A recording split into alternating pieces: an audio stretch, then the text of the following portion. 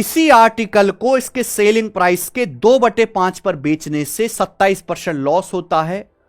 अगर original selling price के 84% पर बेचा जाए तो लाभ प्रतिशत ज्ञात कीजिए। बताइए स्टूडेंट्स, अगर इस सवाल के बारे में बताऊं, ये रेलवे 2024 में जितने 6 पेपर हुए उनमें सबसे ज्यादा कोई सवाल पूछा गया नॉर्मल क्वेश्चन में तो ये वाला है मेरे भाई। ये वाला question one of the most important है रेलवे के लिए। और एक ही स्पेशल तरीका है। देखिए, आपसे प्रॉफिट परसेंटेज पूछा है। प्रॉफिट जो होता है सीपी को बेस मान के निकाला जाता है। मैंने मान लिया कि माना सीपी जो है बच्चों वो 100% है, 100% मान लिया।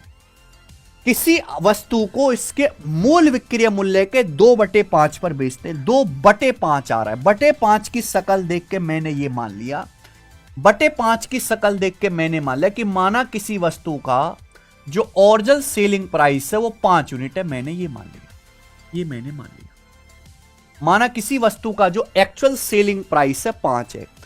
आप सामान को क्या करते हो, सेलिंग प्राइस के 2/5, 5 का 2/5 कितना होता है, 2।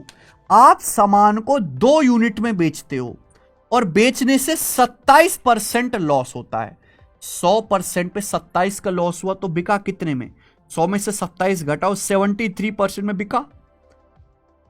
अगर आप सामान को ओरिजिनल सेलिंग प्राइस के 84% में बेचोगे, ओरिजिनल सेलिंग प्राइस 5 है, तो अगर आप सामान को 5 के 84% में बेचोगे तो कितना आएगा मेरे भाई, 5 का 84%, 420 हो जाएगा ना। 420% 4.2, यानी कि अगर आप सामान को 4.2 यूनिट में बेचोगे तो सामान कितने में बिकेगा, क्या नहीं बता सकते आप लोग? बिल्कुल बता सकते हैं कि 2 से जो आपका 4.2 है ये 2.1 टाइम्स है मेरे भाई।